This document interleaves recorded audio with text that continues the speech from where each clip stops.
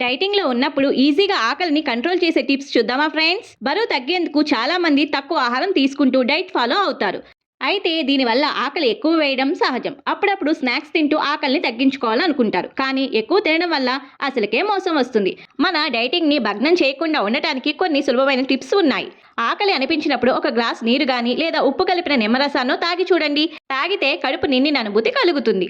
Dieting చేస్తున్నప్పుడు fibre reach ఆహారం చాలా ముఖ్యం. ఫైబర్ రీచ్ ఫుడ్ తినడం వల్ల కడుపు నిండుగా అనిపిస్తుంది. దాంతో ఆకలి తగ్గి తినే ఆహార పరిమాణం తగ్గుతుంది. ప్రోటీన్లతో కూడిన ఆహారం అత్యంత ముఖ్యం. ప్రోటీన్ రీచ్ ఫుడ్ తినడం ద్వారా ఆకలి తగ్గి క్రేవింగ్స్ కి దూరంగా ఉంటారు. గుడ్లు, మాంసం, పన్నీరు మంచి ఆప్షన్స్. ఆహారం నెమ్మదిగా తినడం వల్ల కడుపు నిండిన అనుభూతి కలుగుతుంది. దీనివల్ల తినే ఆహార పరిమాణం తగ్గడంతో పాటు ఆకలి కూడా కంట్రోల్లో ఉంటుంది. ఆకలి తగ్గించేందుకు మన దవడలకు పని పెట్టాలి. షుగర్లెస్ చూయింగ్ గమ్ నమలడం ద్వారా ఆకలిని కంట్రోల్ చేసుకోవచ్చు.